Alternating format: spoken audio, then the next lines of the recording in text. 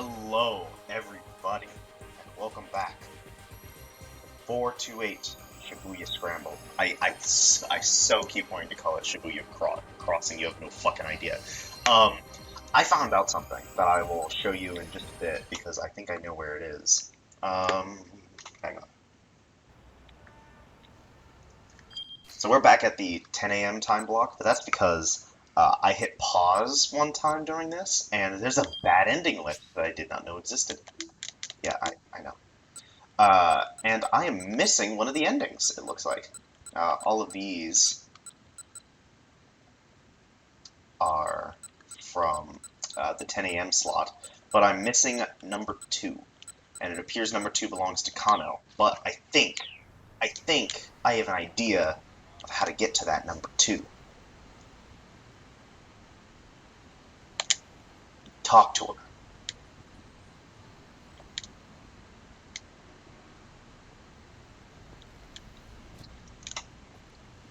Alright. So Achi is going to talk to her. And now, if I go back to Kano,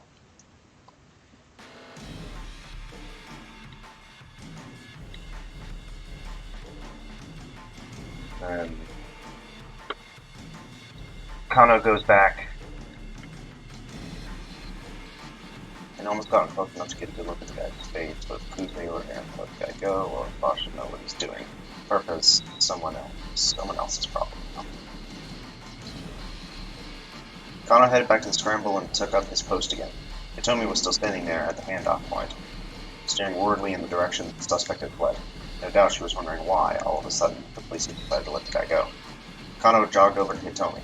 Before he could reassure her, Hey-ya! A sudden blow from behind sent him sprawling to the ground. Kano's mind fluttered with rage as he scrambled back to his feet. What the hell? He spun around to find himself grappling with the belligerent young man. That was your problem. That was your problem. Let go of me. You let go of me first. After you let go of me, sure. Yeah, you first, pal. The crowd had begun to stare. Not good. Here he was, causing a scene in public, blowing his cover in the middle of an important case. This was neither the time nor place for some dumb random quarrel. Even as he came to his senses, Kano felt the strength ebb from the stranger's grip. He pushed the man away and quickly turned back towards Hitomi. She was gone. He scanned the area for any sign of her, but she had vanished without a trace. Tuesday's mobile command center had also disappeared. What did I miss?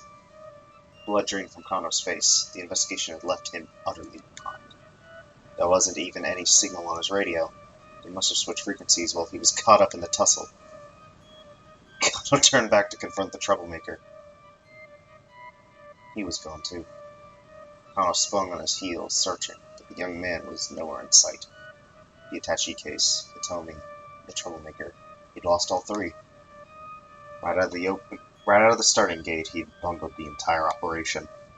He should have left Tateno to look after Hitomi and gone after the attaché case himself. What the hell was he doing? Kano felt his self-confidence ebbing away like water. Maybe it's time to move back to the sticks. Maybe Tokyo's too fast-paced for a screw-up like me. He had no idea what to do next, so he just stood there, frozen, already drafting his letter of resignation in his head.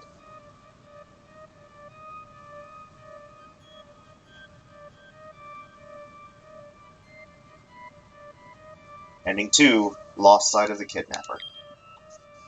Lost sight of Hitomi because of a scuffle with Achi Endo. If he had chased after the thief who took the attaché case, then that probably wouldn't go happen. Yeah. Bad times, 10 o'clock block. Got a fucking achievement. Oh no, now it's completely blocked off. Okay.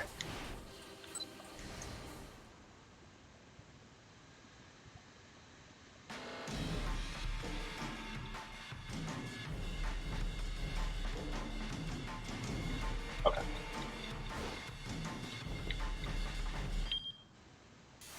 Now we're fine. Okay, so at Tama, I believe I want to use jump first.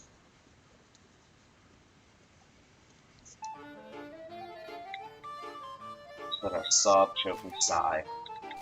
Here we go.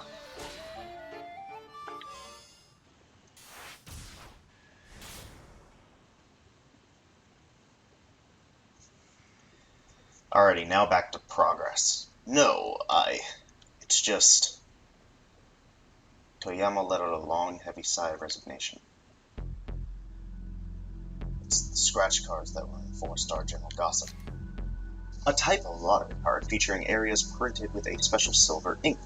These silver inked areas can be scratched off with just a fingertip or a coin to reveal potential winnings, providing a quick speed lotto fix. In order to prevent the symbols or letters underneath the silver from showing through, the back of the card is printed in black. Somehow, they always seem to lose. You always seem to lose when you've got your hopes up, but manage to win when you least expect it. That's what the problem is. And what's the problem? If you shine a light at the cards from behind, you can see where the winning symbols are. Whoa! I messed things up dealing with the printing company. All of this, he gestured vaguely, it's my fault. My responsibility. He proceeded to explain the situation in detail. Word was quick to leak on the internet that there was a way to find the winning symbols. And suddenly, thousands of cardholders turned up en masse to collect. Heavy Publishing was hit with a massive financial liability, and the employees rushed to flee the ship. Before Toyama realized it, he was the only one left of the company, and he was up against the deadline for next month's 4-star General Gossip. If I have to drop next month's issue, I'll be stuck in debt even deeper. And if that happens, I'm finished. Toyama gave a dismissal groan. So don't drop the issue, Minorikawa snapped. He pounded his fist right into the side of a cardboard box, but Toyama just shook his head weakly. I've been up for 3 days straight trying to fill the pages. It's not enough. I can't do the impossible. He dropped his gaze to the floor. Countless scratch cards lay scattered about. They'd probably been amidst the pile that had fallen off the desk earlier. Each card showed a neat row of 5 win symbols. You can't know if it's impossible if you don't see it through. I'll never make it in time. The proof needs to be done by 8 o'clock this evening. The final stage before printing.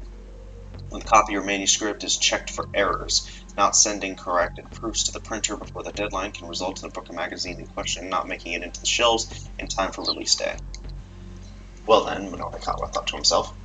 He let out a sigh and then held his hand out to Hana. Hana, would you mind giving me that hose? Hana gave her father a quick look, then handed the rubber hose to Minorikawa. This won't be necessary. He tossed the rubber hose into the trash, then jabbed his fingers at Toyama. Show me the layout in the draft proposal for next month's issue. Toyama blinked a few times in disbelief. Huh? You can't possibly be serious. I'm trying to help. Now show me the layout in the proposal before I change my mind. After a brief, incredulous pause, Toyama hurried off to grab the paperwork. A layout, in publishing speak, is an outline of a magazine showing which articles will occupy which pages. Norikawa gave it a quick once-over, finding that 12 of the pages were still blank and untouched. He wanted to punch whatever writer had been assigned those pages. See what I mean? Toyama said. It's hopeless. He sounded perversely proud of his failure.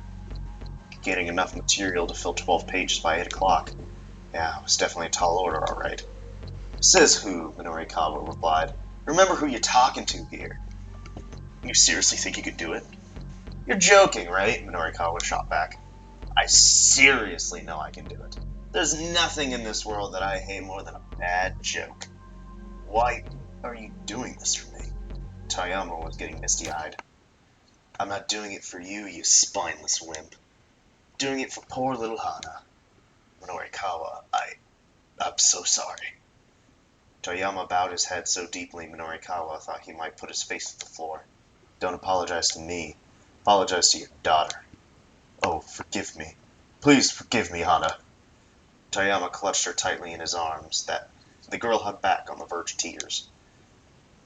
Hey now, enough of the waterworks. I've got your backs. Don't you worry about a thing. Minoikawa picked up the draft proposal for the pages that needed filling.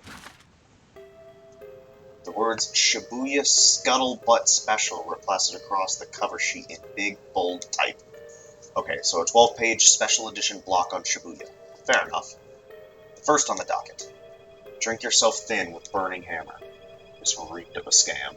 The only way drinking more of something could help make you lose weight would be if it was mixed with a laxative, probably. Still, there wasn't enough time to tweak the layout plan now. According to the proposal write-up, a product demo was scheduled for 1 p.m. that day. The location printed on the map was blurry and hard to make out, but Minorikawa had a rough idea where it was. It looked like he didn't have much of a choice but to swing by in the hopes of getting some more material. He scanned further along into the proposal. Society of Surveillance, hidden cameras installed throughout Shibuya. The rise and fall of Shibuya's vigilante squad. Where are they now? Washed-up screenwriter showcase. Sexy Square, twin share top prize at local university beauty contest. Shibuya now. Black market organ trafficking in Shibuya. Shadowy foreign crime syndicate exposed. Those 7 pieces were to fill the 12 empty pages. That was the plan, at any rate, but there wasn't enough material to make any headway. The Shibuya Now article didn't even make any proposed content. This sucked hardcore. It didn't look like there was much material for the rise and fall of Shibuya's vigilante squad either. Notes suggested that a few years prior, a group of youngsters in Shibuya had banded together to help fight crime in their neighborhoods. At this point, however, things had flipped around completely and they become a gang of street punks themselves. That must be Achi's gang. A turn to the dark side. It had the makings of an interesting article, to be sure, but tracking down this gang would take time. Minorikawa was personally intrigued by the one about organ harvesting in Shibuya. The rumors that organs were being smuggled out of Southeast Asia and fenced locally at a tremendous price. There was even a plan to ascertain the authenticity of these claims. Fascinating. If Minorikawa was going to be spending all day gathering other material, though, he didn't have much time to spare for it. Shibuya now! The rise and fall of Shibuya's vigilante squad. Black market organ trafficking in Shibuya. Minorikawa decided to go with one of the 3 would have to go. Thought about it long and hard as he stared at the draft proposal. There was a good chance he'd really screw himself over if he picked the wrong one. Finally, he decided to cut.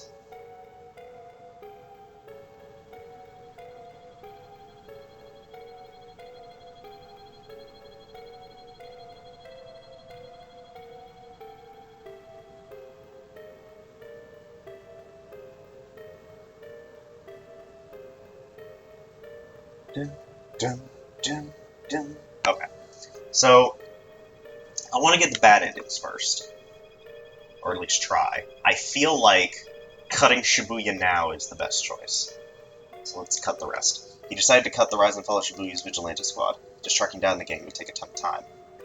And then, if they refused to be interviewed, he was hosed. His goal was just to make sure that 4-star general gossip made it to the press at all. Society of Surveillance, where are they now? Sexy Squared, those 3 pieces had individuals slated for interviews, but no appointments had been made with any of them. Unscheduled interviews were a dicey prospect. Minorikawa decided to call them up on his cell as he made his way down the list. The only one he managed to get a hold of was Shinosuke fuck. A former broadcast writer, has appeared on several popular variety shows on commercial networks on TV. Currently heads up a small theater group known as the Wandering Angels, operating out of Shibuya. Later today, the troupe is putting on a performance at Theater 8 in Sakuragacho. Fuck off.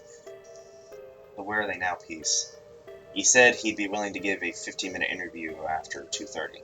Minorikawa sighed. He'd just have to get material from the others in a more impromptu fashion. Then, putting his nose to the grindstone, he started throwing together a schedule for the day. Was it possible to get all that material and write it all up and still finish the whole thing by 8 o'clock? It was no use. No matter how he tweaked it, none of the simulations ended up with him having a proof ready on time. He just needed one more thing, and that was another writer. Minorikawa zoomed through his contact list, calling up all the freelancers he knew. The results were depressing. Answering machines, overseas on business, in the hospital, currently doing time. For long, he had called everyone he could think of, except for one, novice freelancer Chiaki Iso. Chiaki was a bit of an odd duck, a reporter who was scared of talking to people. Minorikawa had never known anyone who became so hopelessly flustered in a one-on-one setting, in such a rattled state as to be unable to speak. Chiaki's tendency to become flustered is famous among her freelance writer colleagues. Once she conducted an hour-long interview during which she only managed to ask her interviewer subject's name, yet another chapter in The Legend of Hopelessly Flustered Chiaki. If she couldn't talk to people, she certainly couldn't do interviews. And if she couldn't get any real interview content, she wouldn't be able to write much in the way of a copy. Would she come to his aid if he asked? Quite probably.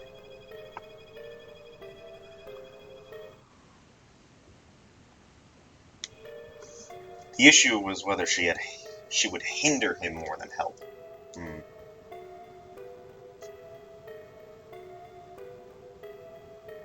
All his contacts.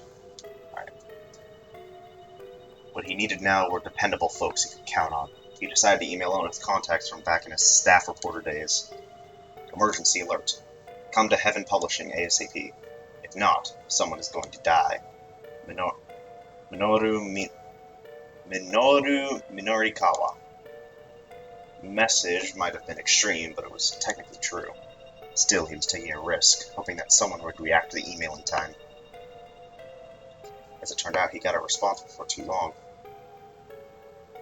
This is about Toyama. No can do. Sorry.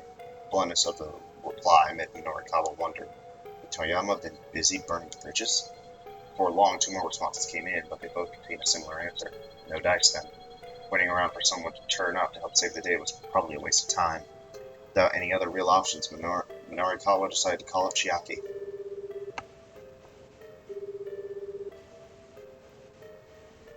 The phone rang several times before a sleepy voice finally answered. Hello? Chiaki, hi, it's Minorikawa. Are you free today? Huh? What? She seemed thrown by the abrupt question. Did you just wake up? Huh? No, I mean, well, yeah. Good morning. Her voice still sounded half asleep. So then I'm guessing you don't have any work slated for today, as usual. Pretty much. No work, no money, no food. Nothing to do except sleep. If I'm not awake, I can't dwell on how hungry I am. She didn't sound well, almost like she literally didn't have anything to eat. Well, I've got work for you. I'm over at 4-Star General Gossip. Get over here ASAP. What? You really mean it? That seemed to finally wake her up. Yeah, but hurry. Norikawa decided he'd assign Chiaki to the Shibuya Now piece. I want you to start by getting interviews off the street around Shibuya Station. Street interviews? Chiaki's voice came out as a nervous squeak. But, Mr. Mino, the street interviews aren't really my, Kid, you were just telling me how you couldn't afford to eat. Can you really afford to be picky right now? Well, I mean, I guess not. The piece is called Shibuya Now. Just interview at least 10 people and get me an article by 6 o'clock. Okay. He quickly explained the kind of interviews he was after, then hung up. Okay, I've gotten us another writer. We'll get through Toyama, somehow. Toyama shrugged gloomily. Yeah, well, the thing is, there's actually one more problem. Are you kidding me? And Norikawa couldn't hide the irritation in his voice. What is it now? The loan company is sending a debt collector over at 4 o'clock. But as you can imagine, I don't have a single yen to give them. That's less than ideal. Yeah. So what's the plan? Well, they've said provisionally that if next month's issue gets published, they'll be willing to wait on repayment. And there's no problem. The issue's coming out, guaranteed. But they're not going to take my word on that anymore. I'm going to need to prove it. If we could fill, say, half of the 12 pages by the time they showed up, I could probably convince them. Alright, Norikawa said wearily. So for starters, we need 6 pages by 4 o'clock. We had to get all 12 pages done as it was. Made a perfect midpoint to shoot for. Any other problems you'd like to let me know about? No, Toyama said. No, that's all. I really am sorry about this, Minorikawa. Again, he bowed his head low. Minorikawa felt distinctly awkward. He had known Toyama for years and had never been kowtowed to like this before. Yeah, well, just let me handle it, alright? Minorikawa unfolded a map of Shibuya. The first order of business was deciding where to begin getting content. He marked the editing office with a circle, then considered where to head next. Diet Drink Sales Demo, Center Gai. Where are they now? Feeder Ace, Society of Surveillance, Dogenzaka, Endo Electronics. Oh, Endo Electronics! Sexy Squared, Midoriyama Academy. A university associated with Midoriyama High School. Notable alumni include famous actress Masami Nagahama and National High School Baseball Championship winning pitcher, the Tissue Prince. Its educational philosophy is summed up by its slogan, words, skill, and beauty. A very high percentage of winners of the Miss Midoriyama contest go on to careers in the entertainment industry.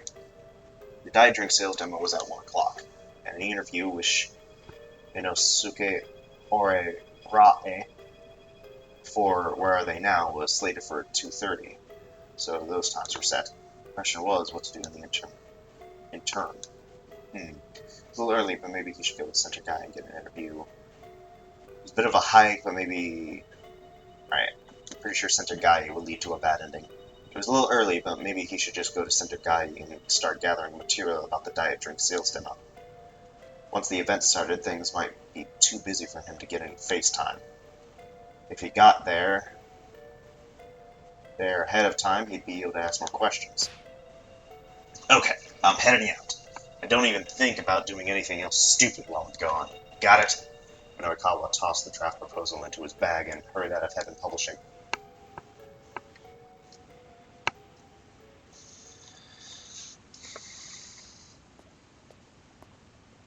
Preparations for the Burning Hammer drink sales demo seemed to be well underway when he arrived at the Nokane building. Minorikawa could hear voices from somewhere ahead as he made his way down the corridor. He knocked at the door and a tired-looking man poked his head out. Yes, can I help you? Hi, my name is Minorikawa. I'm a freelance writer. I'd like to interview you about Burning Hammer. Huh? Oh, an interview? The man's face lit up with an enormous smile. Are you the person in charge then? Minorikawa asked. That's me. Name is Junichi Yanagashita. Thanks for your interview with Burning Hammer. Thanks for your interest in Burning Hammer. Drink all you want and then just burn those pounds away. Instant sales pitch, eh? At least a guy with confidence in his product. Is that tagline actually true? Minorikawa asked. The more you drink, the more you lose. Absolutely! Try it for yourself and you'll see. Here, a free sample. Yanagashita produced a small bottle from his jacket pocket. It was filled with some kind of red liquid. So this is Burning Hammer, huh? Yes, and I don't mind telling you, it's a fantastic product. The proud smile on Yanagashita's face spread from ear to ear. Minorikawa opened the bottle. Oh, hey, Yanagashita said quickly. Before you drink that. What? You're not on an empty stomach right now, are you? Minorikawa blinked. What? Well, it's just, if you drink the product on an empty stomach, how do I put this? There's some minor health. It's just the body might not, it's just, look, don't sweat the details. It's fine. Oh, wait. Look, just don't sweat the details. It's fine, Minorikawa said. I didn't have any breakfast this morning, but hey.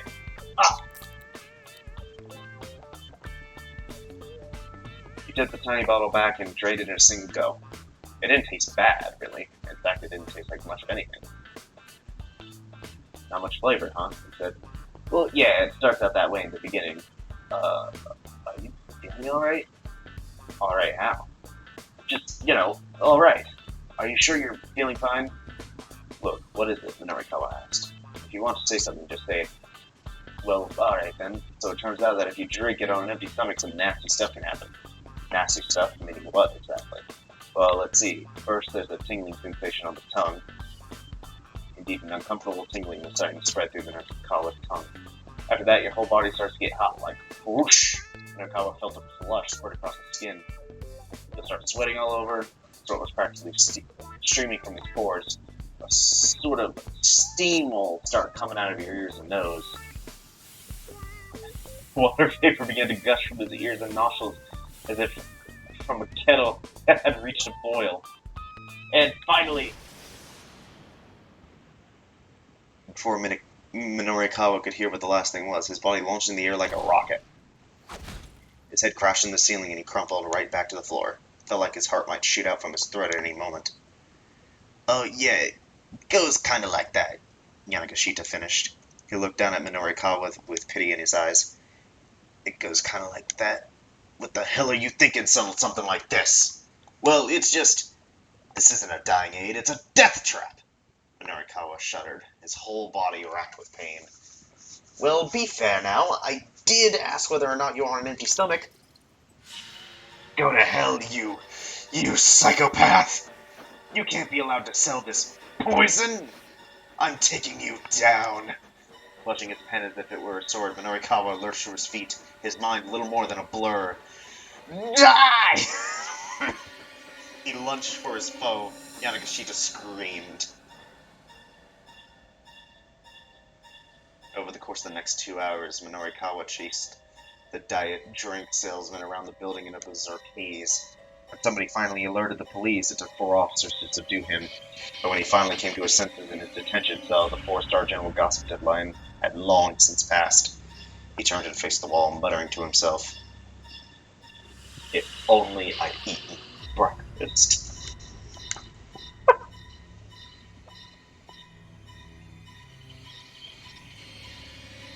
Feeling the burn.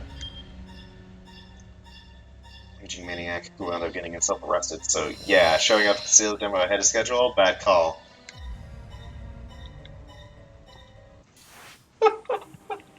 Okay. Yeah, I'm gonna keep everything the same.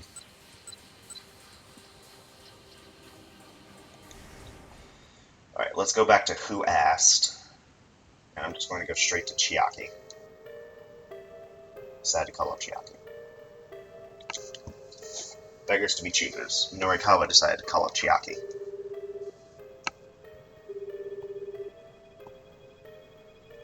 The phone rang several times before a sleepy voice finally answered. No? Okay. That should be fine. And then choosing the first interview.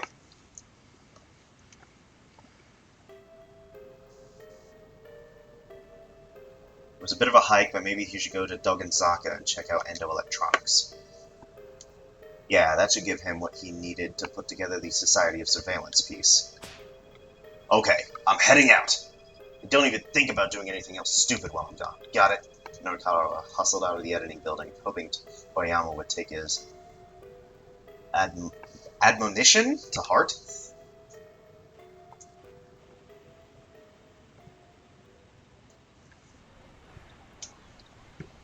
Exiting the building, he hopped into the taxi that was waiting outside. Thanks for waiting. Can you get me to Dogenzaka ASAP?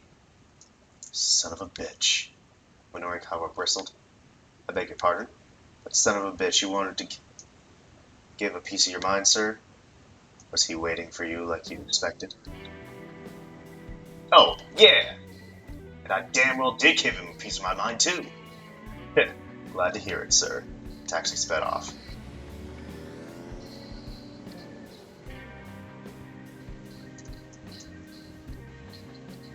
Minorikawa pulled out the proposal and looked it over again. The idea for the surveillance story revolved around the claim that hidden cameras had been installed throughout Shibuya's shopping districts, upward of 500 of them. Supposedly, these had eliminated lots of blind spots, and the crime rate in the area had dropped significantly. The cameras were managed by Daisuke Endo, the owner of Endo Electronics and chairman of the local downtown committee. That was Minorikawa's first mission then. He needed to get this guy's story. Scanning the side of the road, Minorikawa finally spotted a rundown electronic shop. The sign out front, which looks like it might fall off at any moment, read Endo Electronics. Right here is fine. The taxi stopped, and Morikawa pulled a 10,000 yen bill from his wallet. "Keep the change," he said. "What?" "Look, don't sweat it. My name's Minorikawa, and I'm a freelance writer. I care about two things, what's real and what's true. There's real worth in what you've done for me.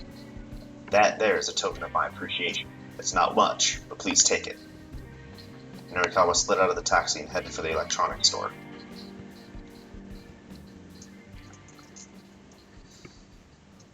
Inside, Endo Electronics looked more like a mountain of hoarded junk than an actual business.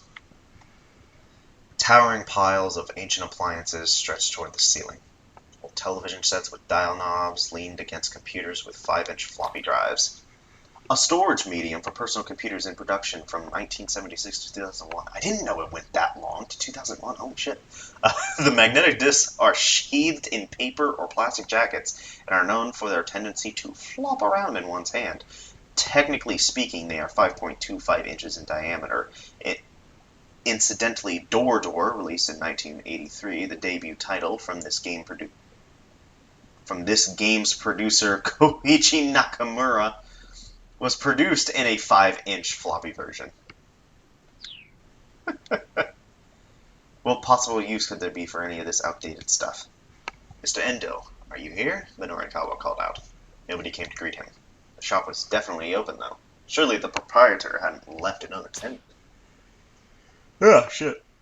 "Hey, Mr. Endo! Come on, I know you're in there." After a short while, Minorikawa heard sounds from the living space behind the shop. A door opened and revealed a tired-looking, middle-aged man. "Yeah? What do you want?" "Are you Mr. Endo?" Minorikawa asked. "I am," the man said, guardedly. "And I'm sorry, but I'm in the middle of something at the moment. Could you come back tomorrow, or—" "Please, just give me a minute. I'm a freelance writer. Name is Minorikawa." Minorikawa showed Endo his business card. "I'm writing an article for 4-Star General Gossip." A magazine piece, huh? "Precisely. So if I could have just a little bit of your time today."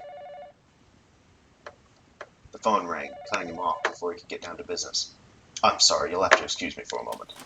Endo reached into the clutter and pulled out a telephone. "Hello, Endo Electronics." The proprietor listened for a moment, then raised an eyebrow. "Yeah? That's a problem, all right." "All right, understood. I'll try and get a hold of the customer then." Endo set the receiver back down. "What was that all about?" Minorikawa asked. "Oh, yesterday I sold a dry ice machine, and the manufacturer just called to let me know the model is defective." "Defective?" "Apparently, once it started making dry ice, it won't stop. I need to tell the customer I have to recall the machine and refund their deposit. Please give me a moment." Endo sifted through some sales slips, read a number off of one, and made a phone call.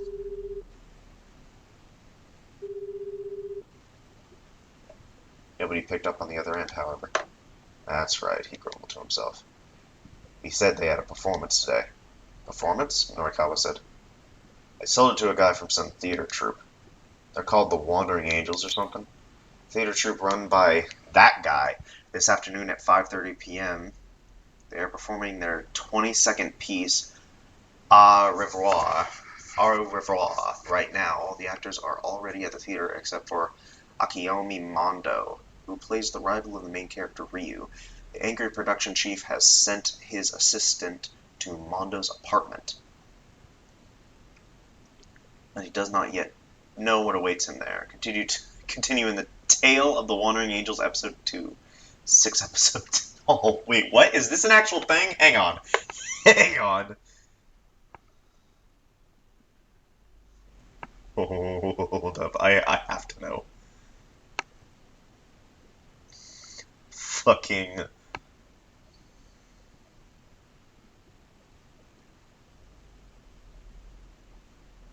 The Tale of the Wandering Angels. No. No, it doesn't. It doesn't look like it's actually a thing. Okay, good. I was actually kind of scared. Okay. The Wandering Angels? That was that guy's theater troupe. Norikawa had an interview with him booked for 2:30. Anyhow, what can I do for you? Norikawa hastily explained what he was after. Endo gave him a dubious look. As I said earlier, I'm a bit busy right now. Busy cleaning up, I hope. How do you get anything done in this mess? Why, are you this rude to all your interview subjects? 5 minutes! Just give me 5 minutes of your time, please. You've got to be joking. Come on, get the hell out of here. Endo headed for his back room in a huff. Fine, then I'll just have to write about what you've already told me. Namely, that Endo Electronics sells defective merchandise. Huh? Just what do you imply? Did you or did you not sell that theater troupe a defective piece of equipment? Look, I'm gonna get in touch with them as soon as I'm betting they're in a hurry preparing for their performance. I doubt you'll be getting through to them today. Endo bit his lip. Now that I have your attention, Norikawa said, let's make a deal. What kind of deal? I'm meeting with members of the Wandering Angels a little later today. I can let them know the dry ice machine for you. In exchange, all you have to do is give me in my interview. Endo scowled. And where's your proof that you'll be meeting with the Wandering Angels? I might take advantage of a guy when he's down, Norikawa replied. But one thing I'm not is a liar. The shopkeeper took a few moments to think about it. Fine, he grumbled. 5 minutes. That's all you get. Norikawa whipped his notepad out of his coat like he was drawing his gun. Then let's get right down to it, shall we? Go right ahead. So I hear that over 500 surveillance cameras have been installed throughout Shibuya's shopping districts. Yes, that's right. Why so many? We used to have a lot of delinquents in town. Young people who act rowdy or cause trouble, often at arcades or convenience store parking lots, and who frequently resort to petty theft and other mischief, also referred to in more outmoded terms as ruffians or hoodlums. Okay. Endo said the word with marked distaste. Oh yeah? I remember there being some problem kids around. They were real punks. They vandalized my signs, made a mess of my storehouse. They were just awful. I see. Norikawa scribbled diligently in his notepad. Heck, my own son put together a sort of vigilante squad to help teach those punks a lesson. Wait, vigilante squad? Whoa, hold up right there for a sec. Norikawa jutted out his hand to interrupt. This guy's son was part of the vigilante squad? What a stroke of luck! Maybe he could also provide some info for the article on the gangs of Shibuya. Sorry, I don't mean to get too far off topic here, but could you tell me the name of this group your son belongs to? They call themselves SOS, originally a group of Well-meaning young people who would get together downtown as a sort of vigilante squad trying to keep Shibuya clean and safe. In those days, the group never engaged in theft or other criminal activities. More recently, however, SOS has become one of the biggest gangs in Shibuya, resorting to defacing public property with graffiti, shoplifting, and shaking people down for cash. Pride themselves on being the top gang in Shibuya and all that. The top gang in Shibuya? Did I really just hit the jackpot right here? Not to pat myself on the back, but go me. All I have to do is step outside and the story finds me. I think I might be a natural at this. As it happens, I'd also like to interview people from SOS. Would you be able to put me in touch with your son? Yeah, sure. But you should know that my son isn't in the gang right now. I'll wait. Oh, Norikawa hesitated. Guess he's no use to me then? Oh, believe me, I know how you feel. Luck on Endo's face spoke volumes. There's no point in interviewing Endo's son if he wasn't with the gang anymore. I figured that Norikawa's run of good luck would end eventually. Still, he had gotten a lead in the form of the name, SOS. Maybe following up on this wouldn't be as tough as he'd originally thought. Norikawa started revising the issue layout in his head. He dropped the Shibuya organ marketing piece. It would be too time-consuming. In its place, he put the Rise and Fall of Shibuya's vigilante squad back on the docket. SOS, huh? He mentally filed the name for future reference. Alright, back to the matter at hand. He flipped his notebook back open. What did you decide to do about all these juvenile delinquents? I set a tiny little web camera in order to protect my property. Cameras designed to send video information to a computer via the internet. Look carefully, and you can often spot them outside public residences and even on public streets, where they are installed and used for use in surveillance. Given the risk of transmitted data being intercepted, the images recorded by such cameras are generally encrypted to prevent playback by unauthorized third parties. Many landmarks and attractions make their camera footage publicly available online. I see. And I'm guessing the webcam did the trick? Sure did. So then other local businesses heard about it and started asking me to install some for them. Web cameras aren't particularly expensive, so it wasn't too tough to set them up all over downtown. So who's in charge of these security cameras? Members of the downtown business community take turns. The cameras are connected via a wireless network that business owners can access to the area.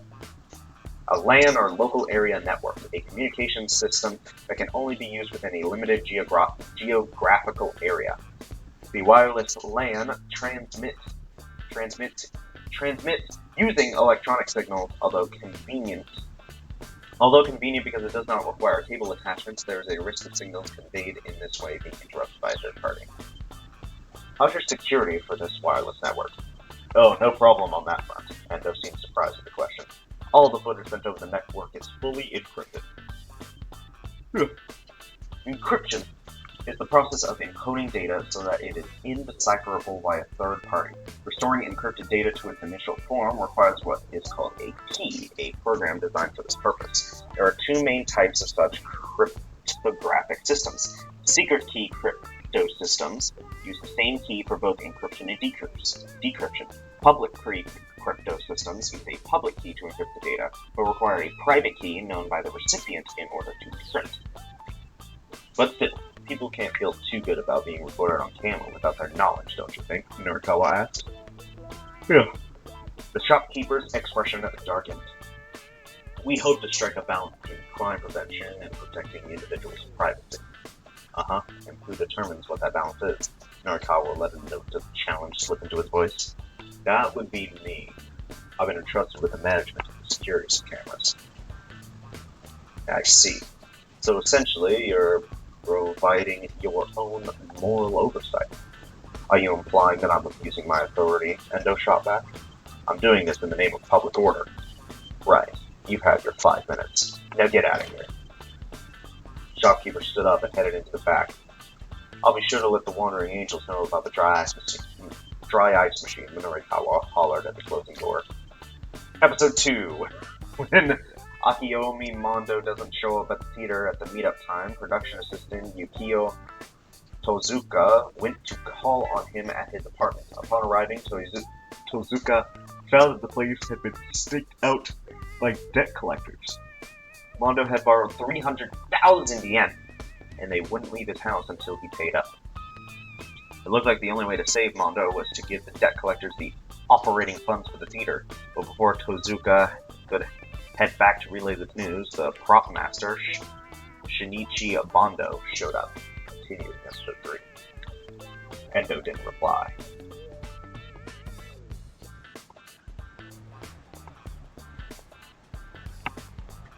Norikawa had gotten enough of the story to put an article together, so he decided to hurry to a coffee shop and get started on some coffee.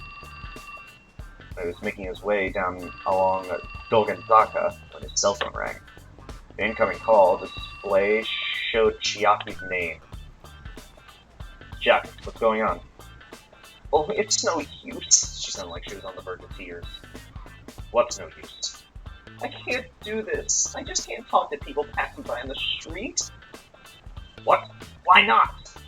It's just that everyone seems so busy when they're walking past. If I try to interrupt them, they're just gonna be mad at me. Well, who the hell cares if they get mad? Norikawa was ready to start ripping his hair out. I don't want to be mad at me, she whimpered again. Well, this wasn't about what she wanted, was it? She was supposed to be working, not whining. Look, Chiaki, you need to get me those interviews. Period. Do I make myself clear? He hung up before she could squeeze in an objection. Damn it, Norikawa muttered. Just what I needed. One more thing to worry about. He pulled out his hair a few times, then cast his worried gaze in the direction of Shibuya Station.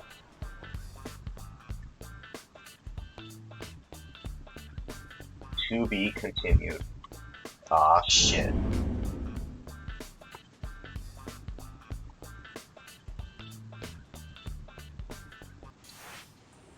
I actually got to the fucking end. Holy shit. Well, I can actually continue with Osawa. Okay. So I think I can actually do, like, everyone's almost? I can go back here now. Oh, there's actually a lot of things I can do. I can go to Osawa. I can break that. And then I can also go aboard the train. So yeah, I can do everything. Let's go with... No, it's been a while since I've seen Achi. Let's go with Achi.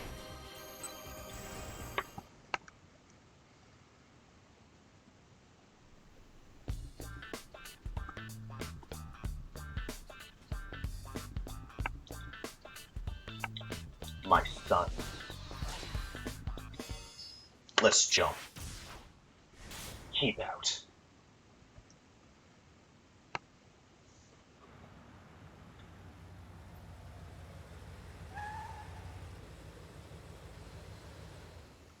Tomi, look. There it was. A blue van had appeared nearby, parked in a spot that had been empty previously. Achi couldn't see who was inside, but there was definitely something fishy about it. Besides, there weren't any other blue cars around, so this had to be it. He'd been right.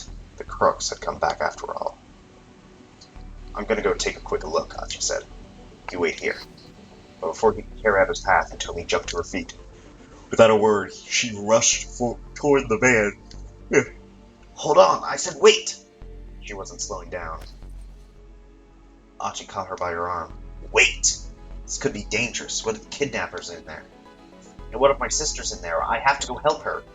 Achi knew full well that it was what it was like to be impulsive, but this was one situation where cooler heads would have to prevail. We can't just hang out here, she insisted. What if the car takes off again? That's why I said I was going to take a look first. But isn't that dangerous? What if they do something to my sister because some random guy comes snooping around? Oh, huh. Yeah, you got a point. Achi thought as fast as he could. The criminal told Hitomi to get into the van. There had to be some specific reason for that. What if they were planning to abduct her as well? But if the case, he couldn't just let her go. He had to make a snap decision.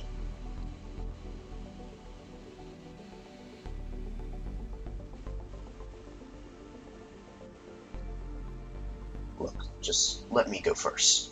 I don't want to put you at any risk. Hitomi's determination wavered at the look in Achi's eye. Please, he continued. We have no idea who or what we might run into. If I think they're going to try to run off again, I'll give some signal. Then you can come along, and I doubt they'll be interested in leaving then. Hitomi gave a reluctant nod. Please, be careful. Will do. And tell me if my sister's in there. I will. You can count on it. Achi stepped out into the open and started walking towards the van. He tried his best to look as if he wasn't paying it any attention. Yep, I'm just an ordinary passerby. As he got nearer, he tried to sneak a glimpse inside. The van's dark window film made it hard to see who might be inside, or even how many people. Casually, he moved closer until he got a better look. Suddenly, the sliding door burst open and several men jumped out. None of them were Japanese. Within moments, Achi was surrounded. Whoa, what? Hey, what's the deal? Achi said. He let out a little chuckle. Man, that thing must be packed. How many seats you got in that thing anyway? He took another step toward the vehicle and looked inside. One of the men pulled a knife from inside his jacket, thrusting it out in Achi's direction. He probably meant it as a simple threat, but on reflex, Achi went into self-defense mode, kicking him right in the jaw. There was a loud crack as his foot connected. The man dropped, out like a light. The others stared, then rushed him. Well, this sure hadn't gone as planned. Too late to take it back now. The damage was done. Achi was going to have to take out the rest of these punks too. He nimbly shifted his feet, evading their initial attack. Having to take these guys on 3-1 wasn't going to be pretty. Achi! He heard Hitomi cry out. Crap. He hadn't given any signal, but she had come out of hiding anyway. Hitomi, stay back! How was he supposed to fight off 3 guys and protect her at the same time? What can he do? What should he do? Within moments, a number of passerbys had gathered around the fight. Maybe they'd heard Hitomi shouting. Hey, what's going on? Oh my god, is that a knife? This ain't just some petty squabble. Someone call the police. Some of them began taking photos with their cell phones. One of the men cursed in frustration, then signaled for his buddies to get back into the car. Achi couldn't stop them. The engine roared to life and the van sped away. Knowing he'd never catch them on foot, Achi merely watched it go.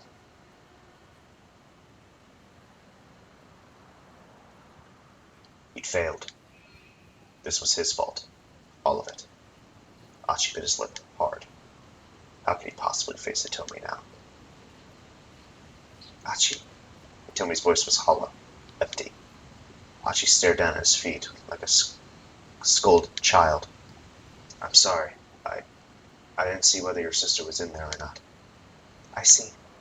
The words, so simple and matter-of-fact, stung him to the heart. So sorry. But Hitomi simply shook her head. The fact that she wasn't even chewing him out made him feel all the worse. I know I messed up, but He was going to say, I'll make it up for it, somehow, but he froze with fear at what he saw next. Across the street, staring at them, was the man with the cane. Hitomi, it's him! They had to get out of here. He grabbed Hitomi by the hand and bolted down Dogenzaka. The assassin followed, standing on his side of the road. Achi wasn't sure what to do. Should they try heading into the alleys and side streets again? No, it was more dangerous to head someplace where there'd be fewer witnesses. Best to stick to Dogenzaka for now. The man wouldn't be able to gun them down if they managed to lose themselves in the crowd along Center Guiding first. Besides, the guy had to use a cane. Achi and Hitomi could outrun him. Hand in hand, they sped along Dogenzaka and through the intersection in front of the 10-9 building. Come on, Hitomi, just a little further. Okay. She was panting, and she pressed on. Achi risked a glance back over his shoulder. Huh? Stopped in surprise. He stopped in surprise. What's wrong? Hitomi asked. That guy. He's not following us. The slope leading down the intersection wasn't all that steep. Several plainclothes detectives have been hiding amidst the crowd in the intersection as part of the kidnapping stakeout. Right now, Director Kuze is sending a signal to all officers over the wireless, so the detectives have stopped listening in. It's a bit unusual, an observant individual might notice. It was strange that the gunman hadn't bothered to pursue. Still, there's no time to worry about his behavior right now. Hitomi, can you still run? Yes, I'm alright. But this is our chance. This way. They needed to get plenty of distance behind them before the assassin came after them again.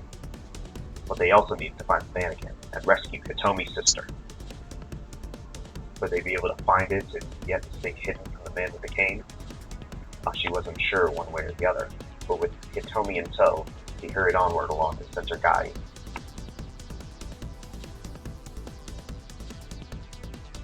To be continued. There we go.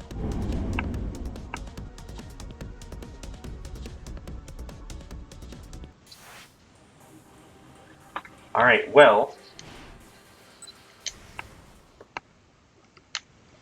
I'm going to check this real quick to see if it's another ending. No. Okay, let's go together. Does that work for you? Please. We have no idea who or what we might run into. Tommy gave a slight nod. Alright, she said. But let me go first and you follow, okay? Got it, Achi replied. Achi waited as Hitomi started walking. then followed her at a distance, so it wouldn't look like they were together. She headed straight for the van. Two men got out of the car, neither of them Japanese. Achi picked up his pace in case he needed to close the distance fast. One of the men approached Hitomi and said something to her. She gave an affirming nod. Suddenly, the two men grabbed her from either side, then dragged her into the van and shoved her into the back seat. Achi broke into a sprint. Of course it was a trap. He couldn't guess what their whole plan was, but kidnapping Hitomi was obviously part of it. But before he could reach the vehicle, the door slid shut. The van sped off an instant later. Achi raced after it. He ran as hard as he could, thinking of nothing else. He couldn't give up now. He couldn't let things end like this. He made a promise. No quitting halfway. And no turning his back on someone in trouble.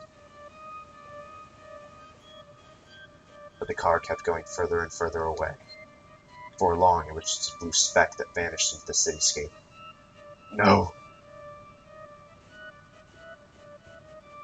Achi never saw Hitomi again.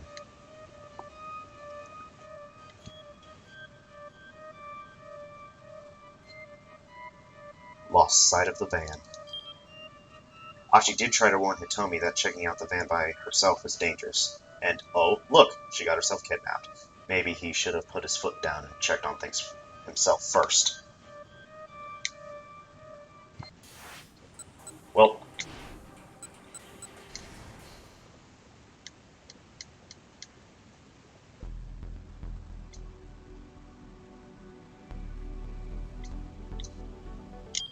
alright, there we go. Now that's to be continued. Okay. Now, let's do Kano.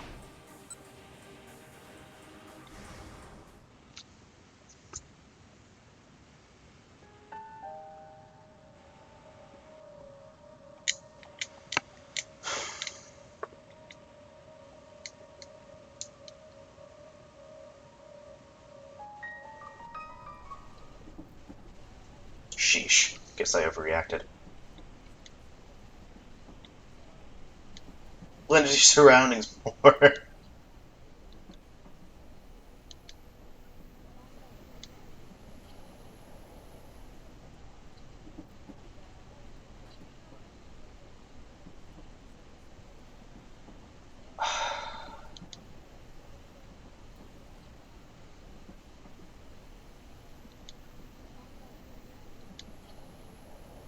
On the backside and slipped away into the next car. Okay. The suspect, meanwhile, is still staring out the window. The announcer's electronic voice filled the train compartment. Next stop, Harajuku. Next stop, Harajuku. Huh? Kano almost cried out. The suspect was moving toward the exit door. Apparently, he was only taking the train one station down the line. The train pulled into Harajuku Station, and the man got off. The area east of Japan Rail Harajuku Station, corresponding to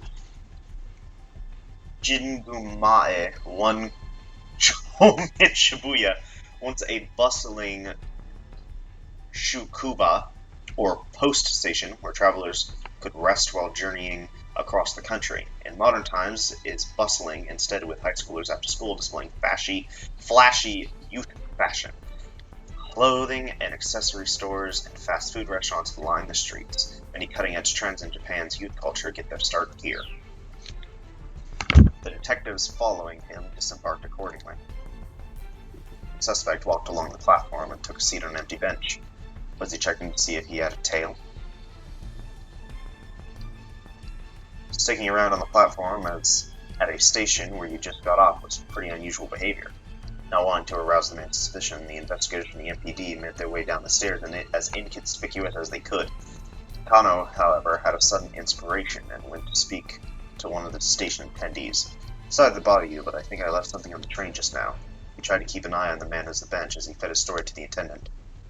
The man sat silently on the bench, Tachi case clutched securely in his arms. He didn't really look like he was checking for a tail. Was he waiting there for someone else then?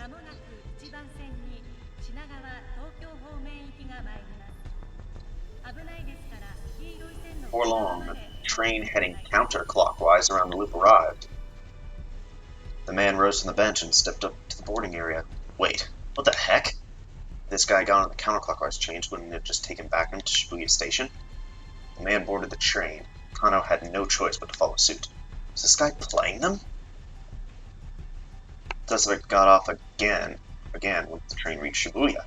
All he'd done was go to Harajuku and come right back. Kano reported to Kuze. The suspect has returned to Shibuya Station. Acknowledged. Keep tailing him. Kano felt himself growing increasingly paranoid. His criminal organization didn't seem too keen on getting away. And here was HQ, giving these guys free rein. Something was off. He was sure of that. As he tailed the mark, Kano took out his phone. What were Tateno's instincts about the case right now? If the senior detective had any advice, Kano would love to hear it. He dialed Tateno's number.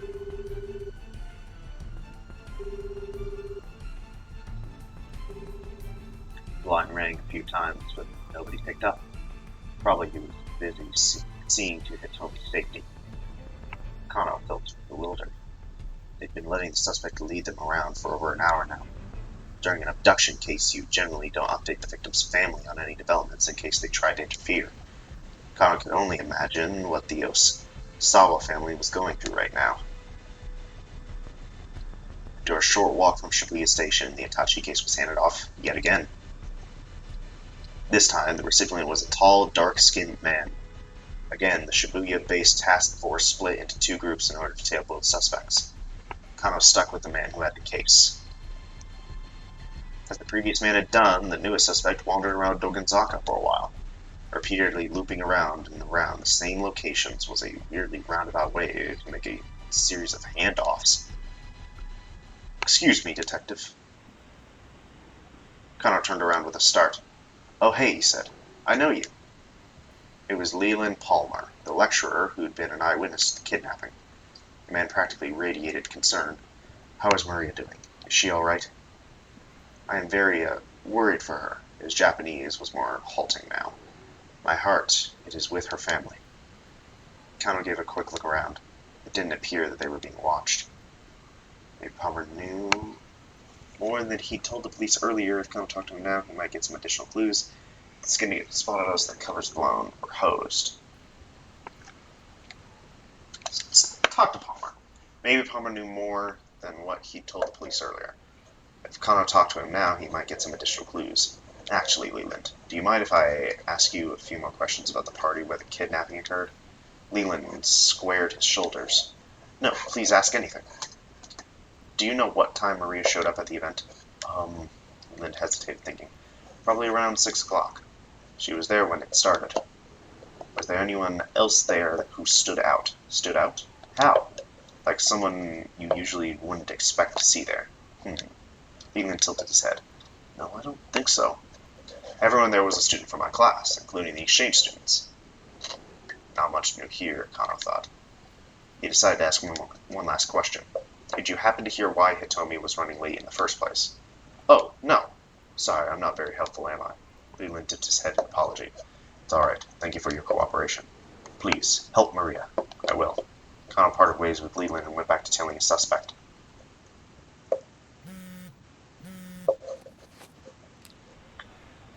He pulled his phone from his pocket. It was Rumi again. It was weird that she'd called twice when she knew he was in the middle of something important. Had something happened while she was waiting at the cafe with Izuo? Kano picked up hurriedly. What's the matter? What's the matter? You know what the matter is. Rather than Rumi's soft soprano, it was a threatening, masculine voice that came over the phone.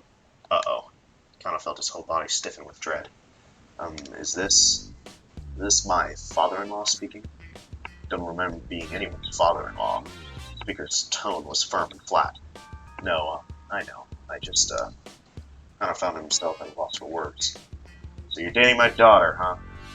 Sir, yes, sir. Kano barely squeaked out his reply. Thinking about getting married? Yes, sir. And speaking of which, I'd love the chance to sit down and have a nice long... And how long are you going to keep me waiting? Hurry up and get your ass over here. Oh, how very much Kano wished he could do exactly that. Sir, I would, but forget it. The words came in an angry huff. You can't have her. Goodbye. What? Sir, please wait! Kano cried in desperation. He heard Rumi's voice on the other end of the line. Dad, you can't just use my phone like that. You were taking too long in the bathroom. Give it back. Rumi? Oh. Rumi? Kano tried and failed to keep the heartbreak out of his voice. Sweetie, what's wrong? Your father just said he doesn't want us getting married. What? Dad? What did you say to my boyfriend? Listen to you, calling that boy little pet names and whatnot. I think you're a little too attached. Daddy, you haven't even met him. That's why I told you to have him come see me. How long is he gonna make me wait? Kano listened to the two argued on the other end of the phone. The phone must be lying somewhere between them. Could this get any more awkward? Rumi, I'm sorry, Kano shouted apologetically into mouthpiece. This is all my fault. Please, you don't have to fight like this. The phone clattered as Rumi scrambled to bring it to her cheek. No, I'm the one who should be sorry. Sorry for what? Sorry for what? It was Shizuo again, grumbling in the background. You have nothing to apologize for. I'll deal with my father, Rumi said hastily. You just focus on work, sweetie. I know you're in the middle of something really important. Thanks, Rumi. Kano was legitimately touched. I'll do my best. Kano hung up and went back to the task at hand, more determined than ever.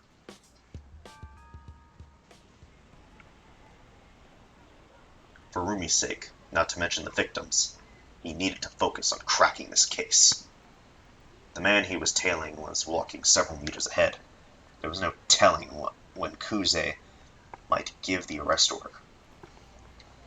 Kano braced himself to spring into action the very instant the order came. Down. Mobile command to all units. Once more, the director's voice came in over the wireless. Was it time to make their arrest at last? We've identified the man who first picked up the attaché case by the statue of Hachiko. No arrest yet then, but still a crucial development. His name is Tariq Al-Karawan. He's got priors for larceny, illegal possession of narcotics, you name it. He belongs to a foreign criminal syndicate that's operating in Shibuya. Kano felt his apprehension rising. If this syndicate was behind the kidnapping, they were anything but amateurs. And though they might be leading the police on a wild goose chase, they certainly weren't playing around. To be continued.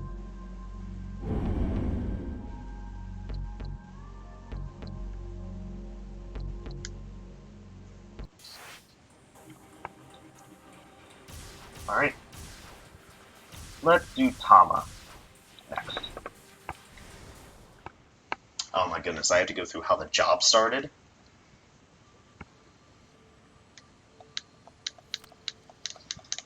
Ugh. Frumpy middle-aged man. Wait. Isn't there...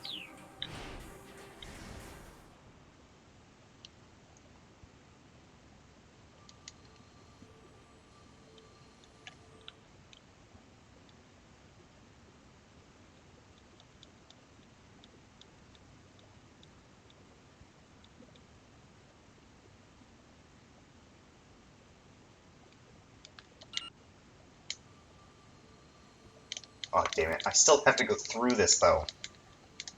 Ah, fuck. Alright.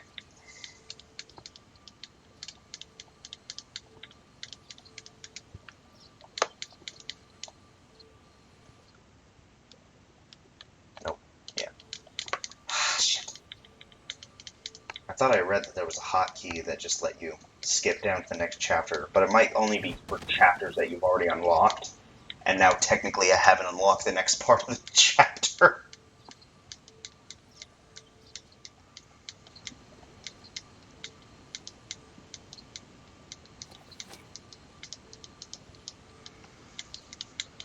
Oh my goodness.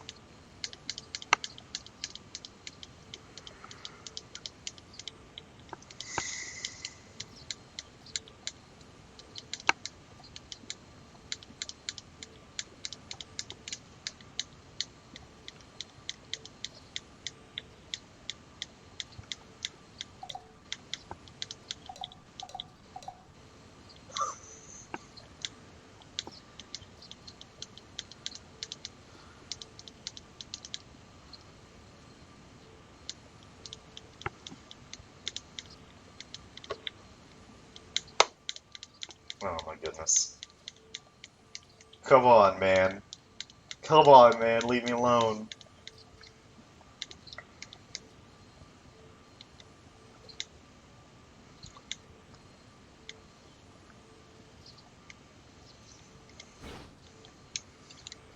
Put this on.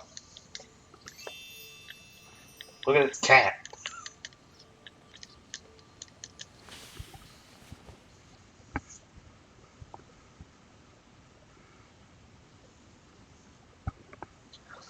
So a pretty ridiculous turn of events.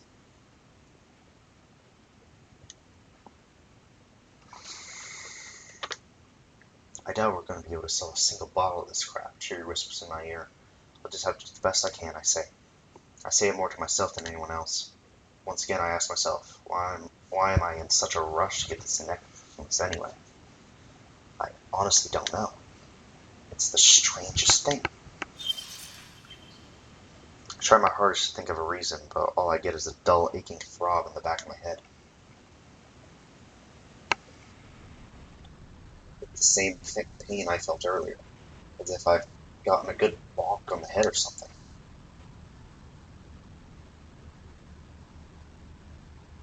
Oh shit, it's already to be continued. Alrighty, then there's only one pathway left. Osawa.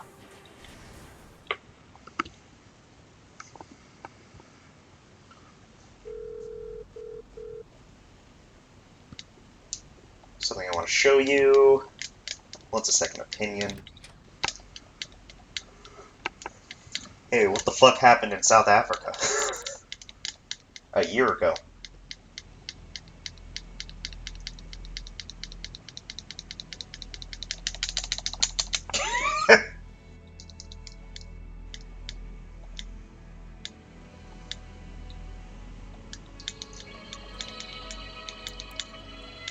Apparently it's my fault. My crimes. Sir, just to make sure you're asking about what you're asking about. Understood, don't worry. Not sure what that's about. You left the study. Okay.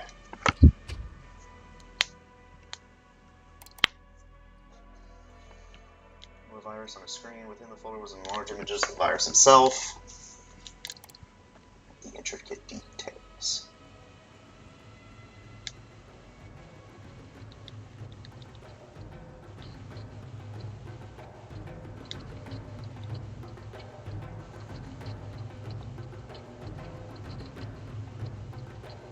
Fascinating.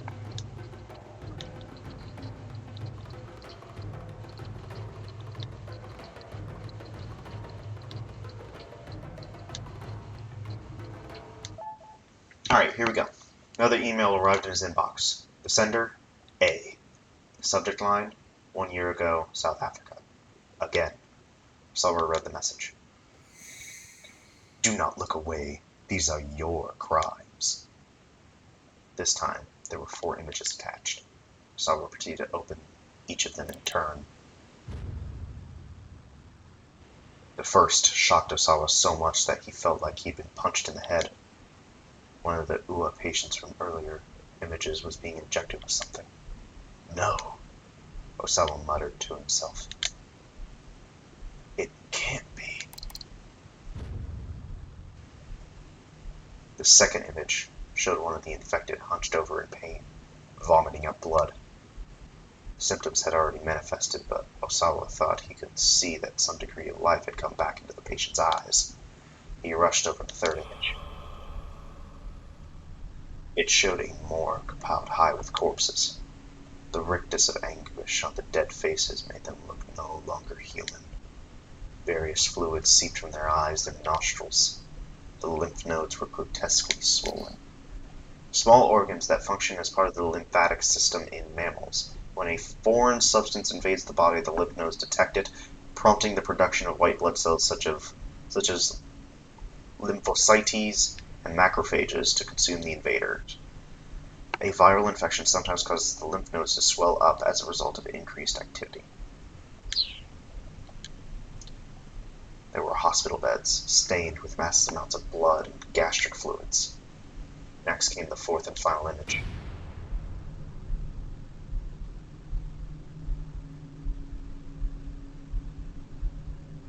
More corpses. They had badges affixed to their chests with several labels. 6 hours passed, 12 hours passed, and 18 hours passed. It looked as if someone had been attempting live trials with the antiviral agent. Osawa didn't consider the antiviral agent ready for release, but that was because his team hadn't conducted clinical trials on humans yet. There was a good reason why such trials hadn't been conducted. There was no way to test the efficiency of the drug without an infected patient. To run a proper clinical trial, someone would first need to be infected with a new virus. No matter how effective animal testing had been, if the drug proved ineffective on humans, that person would have a guaranteed life death sentence. It was unthinkable to run trials that involved such a deadly risk. And yet, as he looked over the images again and again, Osawa became certain. Without his knowledge, someone, presumably someone from Okoshi Pharmaceutical, had conducted human testing with the antiviral agent. The time markers on the corpses in the fourth image were surely there to mark the time elapsed once the onset of symptoms. A thorough trial would test the drug's effectiveness in those time frames. Osawa slammed his fist on the desk, enraged. This was nothing short of vile human experimentation in the guise of clinical testing. The people responsible could not be allowed to get away with this. There was only one person Osawa could trust to keep this under wraps. His boss, Makino. He reached for his phone to call Makino, but he stopped short as soon as he picked up the receiver. He knew he was in no state of mind to have a calm, reasoned conversation right now. Turning to the CD player, he put on Aya Kamiki's latest album.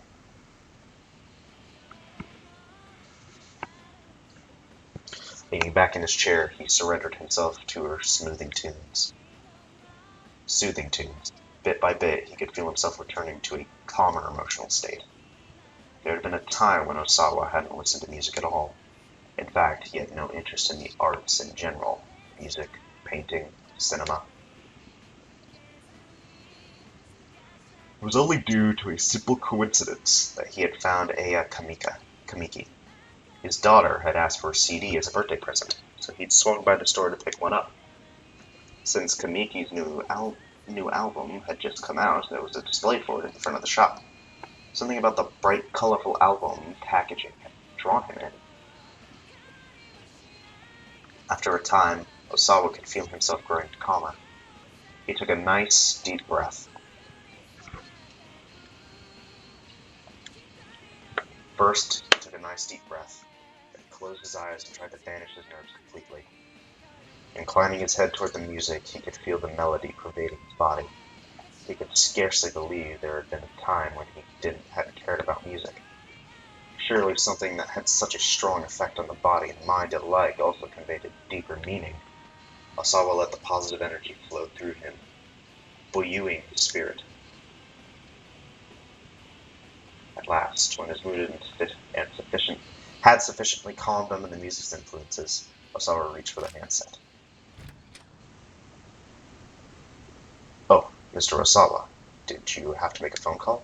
The door opened and a stolid-faced man had appeared in the doorway. He was Yoshio Kajiwara, one of the detectives from the Shibuya precinct. A detective from Shibuya Precinct's Criminal Investigation Division. He is sociable, but awkward, and despite his reserved personality, he can be quite unsettling. His colleagues at the precinct refer to him by nicknames such as Japanese Columbo and Little Ken Takakura, given his own quirky demeanor as a detective. He struck Osawa as a bit too soft-spoken and meek for a detective, really. And his treatment of the kidnapping case gave an impression of flighty detachment that made him seem rather undependable. No, it's nothing important." Osawa drew his hand back from the phone.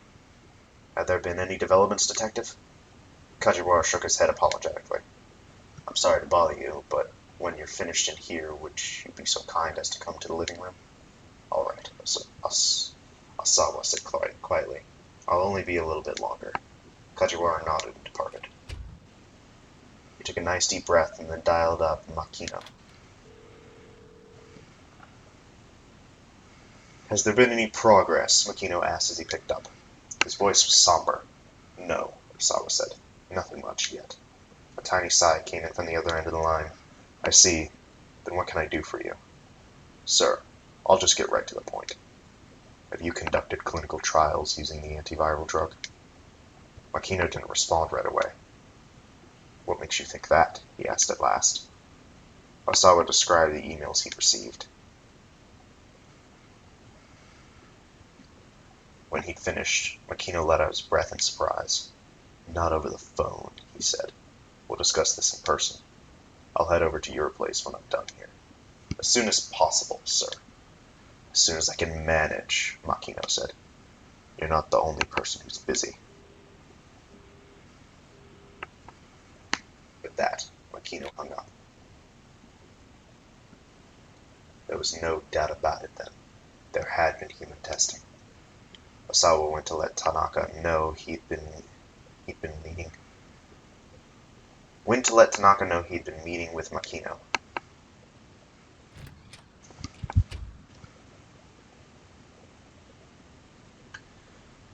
Kajiwara stood in the hallway.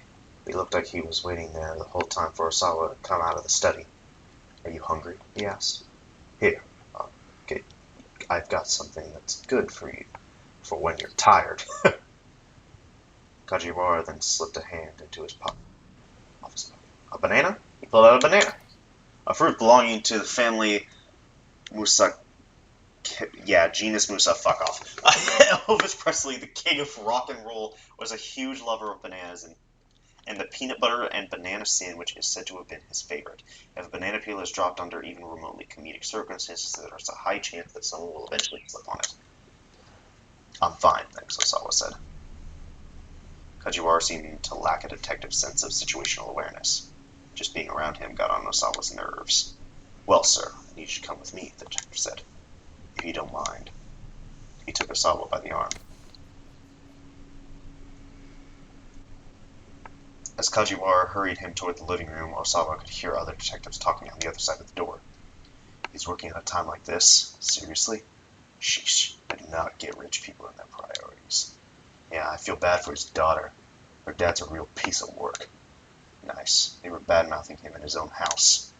Oh, I'm really sorry about all that, Kajiwara said, pausing in embarrassment. Osawa pushed past him and opened the door.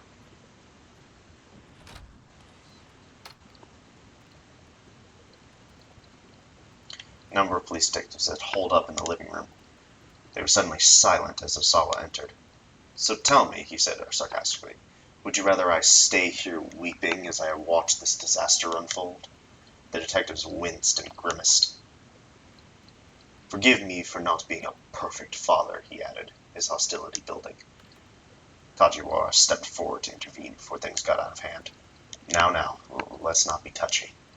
I am not being touchy, Osawa snapped. But he knew full well that he was. These guys had the time to sit around backbiting him, but not to go out and bring Maria to safety. Already close to half a day had gone by without any new developments. The ransom demand had come in the previous night, at 8 o'clock. Maria had been abducted roughly an hour before.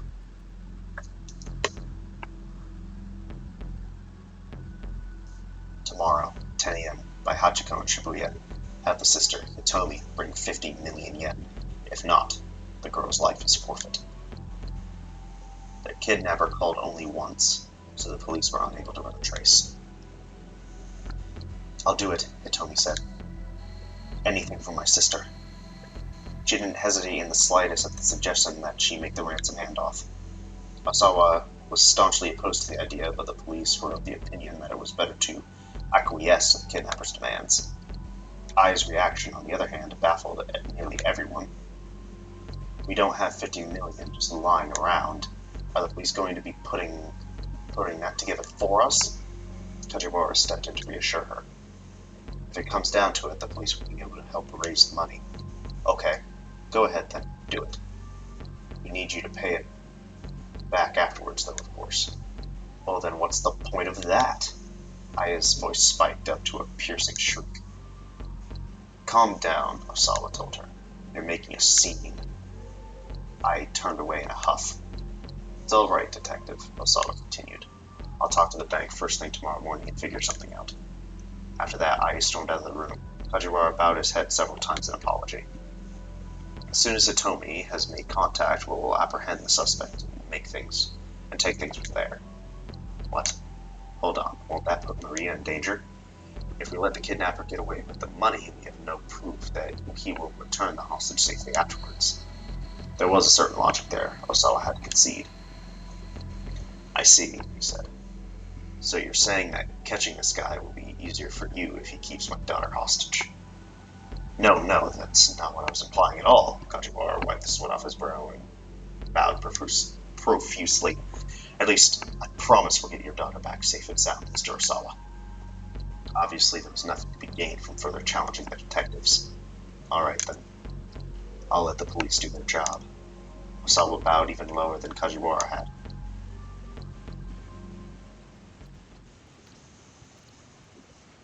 How long are you gonna just loaf around? How long are you gonna just loaf around? I shrieked as she stormed into the room. Hurry up and arrest this guy! She had becoming increasingly hysterical. An hour had passed since the suspect had taken the money, and yet the police had made no effort to apprehend him. The police apparently had a rule against discussing an operation before it was truly resolved, and so the Osawas had been left in the dark. But they had overheard the task force talking over the wireless, and appeared they were deliberately letting the suspect roam free. Hey! I snapped it again. If he gets away with our money, you are going to reimburse us, right?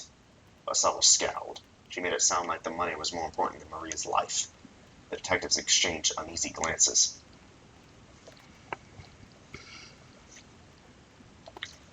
Osawa chided his wife. It's only money. It doesn't matter. Only money? Are you serious? Do you have any idea how much we're talking about here? The ferocity in her voice left him with no response. He should have known better than to expect her to make sacrifices for his daughters. By now he was accustomed to Ai's coldness toward the two girls. The twins were Osawa's daughters from his first wife, who had passed away 15 years earlier. Ai had no blood ties to Maria or Hitomi herself. Well, Ai continued, are the police going to reimburse us or not? She glared pointedly at Kajiwara. Well, right now we're focused on making sure Maria is safe. I stormed up to him, shouting right in his face, Stop dodging the question! Answer me! Yes, of course, Kajiwara screamed. Maybe, would you like something to eat to help you calm down? He had a banana. I smacked it out of his hand. Oh dear, what a waste. Kajiwara scrambled to retrieve the fruit from the floor. Osawa went over to Tanaka and whispered into his ear, I'm going to meet with Mr. Makino. Tanaka nodded silently. Turning, Osawa saw Kajiwara looking in their direction. They made eye contact, but Osawa quickly looked away and strode out of the living room.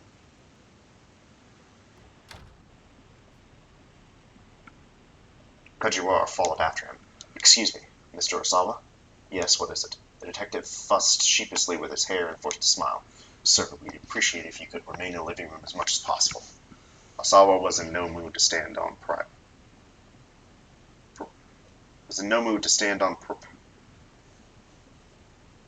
What? Am I stupid? Propriety? Look, I've got a ton of work to do, he said. Are you here to tell me to play the role of the grieving father, too? No, not at all. Personally, I happen to think you're an admirable father, Mr. Osawa. Admirable. Did the word have a ring of sarcasm? He had no way to tell if Kajiwara was being forthright with him or not. You're no ordinary fellow, Mr. Osawa. You're a genius. A genius. A genius? Me? Osawa made a skeptical noise. Am I mistaken, sir? You made very important strides in the field of virus research. Or, well, so I've been told. Osawa wasn't sure how to respond. He had never considered himself a genius. He was just someone who was more interested in viruses than he was in other people.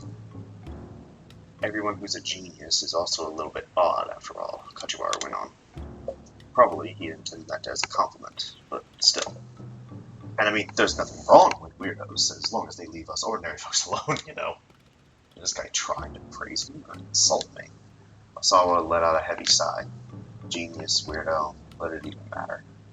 As long as he could be left to his work, he didn't care one whit how he looked in other people's eyes.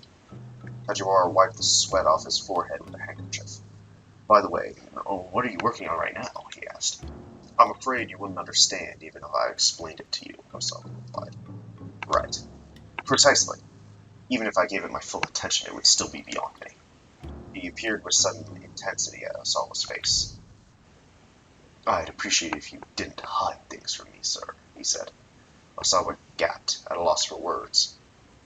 Oh, I'm so sorry, Kajiwara added hurriedly. Goodness, that made it sound like I'm accusing you of hiding something, didn't it? The detective bowed his head repeatedly. I hope you'll forgive me. He held out the banana. That won't be necessary. How about this, then? Stephen pulled out a bar of chocolate from his pocket. No, thank you. This guy just carry an endless food supply wherever you went. Oh my, Kajiwara murmured. You geniuses really are tough to sort out. He inclined his head, mumbling to himself for a moment. What can I get you for, then? What can I get for you, then, sir? What I'd really like is some time by myself. A daze of exasperation, Osawa felt his way to his study. Locking the door, he finally let out the breath he'd been holding. Then his eyes alighted on the bookshelf against the wall.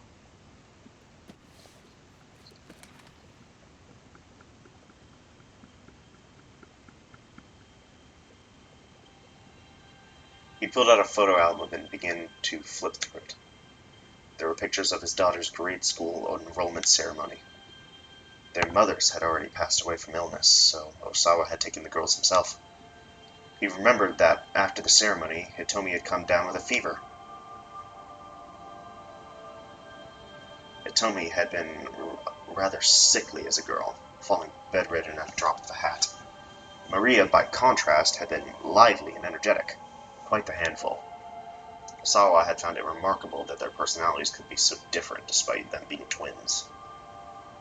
He flipped further into the album. There was a picture of the three of them at their grade school graduation. Maria was looking away from the camera. Osawa felt like someone had stabbed a dagger in his heart. His daughters, or virology, which truly concerned him more. Which did he truly love? It was ridiculous to try to compare the two. He'd known the answer before he even asked himself. Even so, human emotions were complicated and sometimes made people act inconsistently. One of the consequences of that was this photo album. This was the last photo he had of Maria. He searched and searched the rest of the album, but she was nowhere else to be found.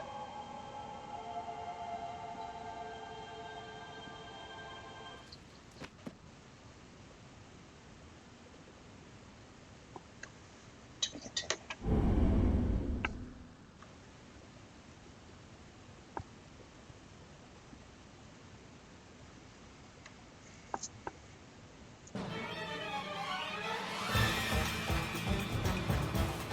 Once she's dead, you'll understand. She's right back where we started. Buddy, you're a weirdo. Eels and I are one and the same. Please, keep this email a secret. 12 o'clock. Cat's out of the bag.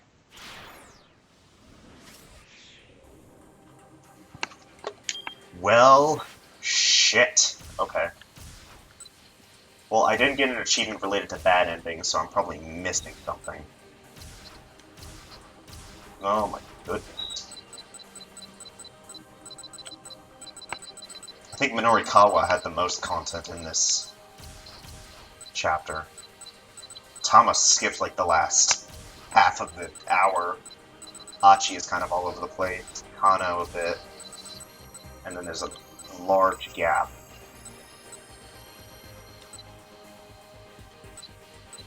Here. Yeah. Okay. Well, hang on. Let me just go here real quick. And then...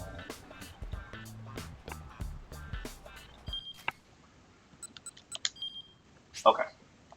I know. Alright. So, you have number 8, 9, 10. Okay, so Kano only had one bad ending. 2,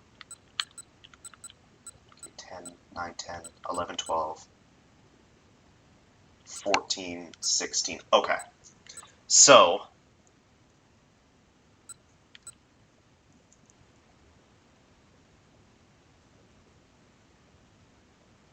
okay, I think I have an idea where that bad ending is.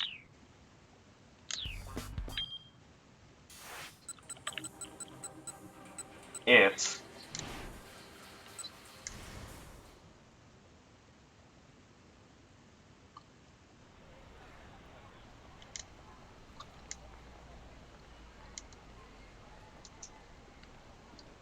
yeah, yeah, if I just do that, oh, it doesn't look like the story changes. Shit. At least not from the looks of it. Hang on. Okay, save. No, it still doesn't look like it. Okay. Paying debts. Okay, what gets cut?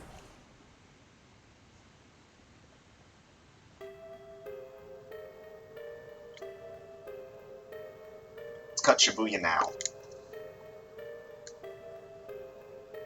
Make up an article out of whole cloth. His goal was to make sure that the four-star general gossip made it to the press at all. Society of Surveillance. Where are they now? Sexy Square.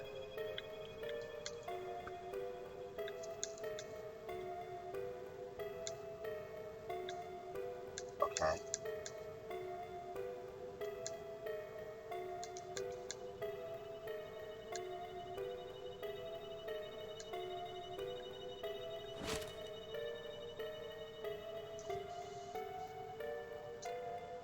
He's in business, the hospital, time. Before long, he called everyone he could and go to the woman.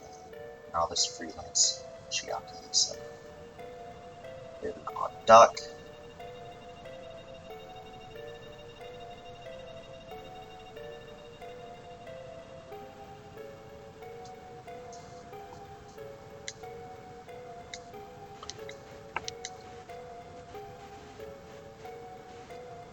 Hang on, does this change anything at all?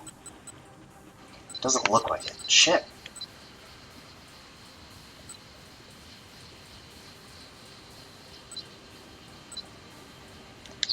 Okay, wait. Beggars can't be choosers.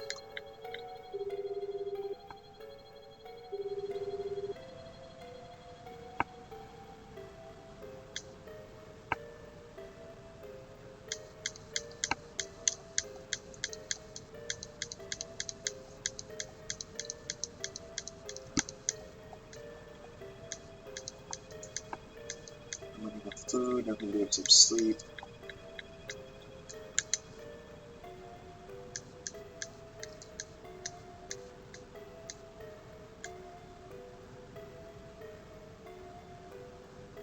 First, I want you to take a look around Shibuya for this group of vigilante types. The vigilantes mean people who have volunteered to help prevent crime? That was another relief in Chiaki's voice. Yeah, that's right. Except apparently now they turned into a nasty street gang.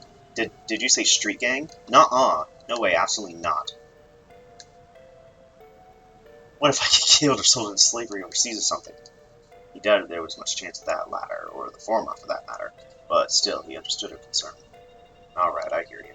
And how about you hang around Shibuya Station and do some street interviews for me? Street interviews? No waver in Chiaki's voice now.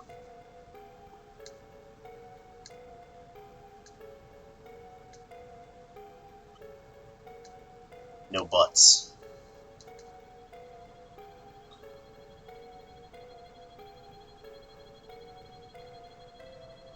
Getting some quotes from people on the street.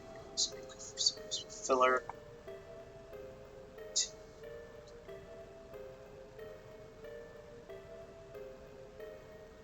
We can cut.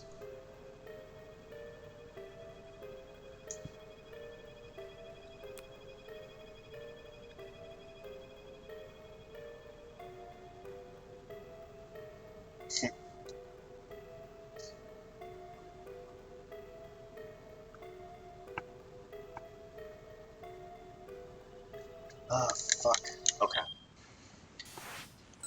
Doesn't look like that's it. Okay. Well, I gotta find it somewhere, because it is... Fuck. Stop showing you that every single time.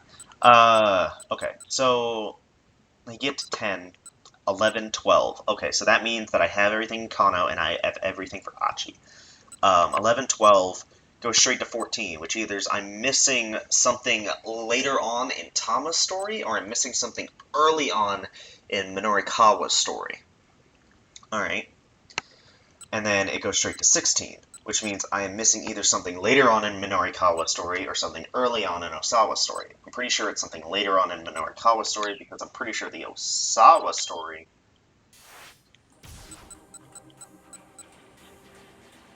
Like, nothing happens. Like, it's literally just fucking, this guy. So, yeah. Yeah, I'm not sure what else to do. At least nothing that I can think of. But I'm gonna have to end it there because it is getting a bit long. So thank you all for watching, especially if you got this far. Stick around, because there's a lot more to come.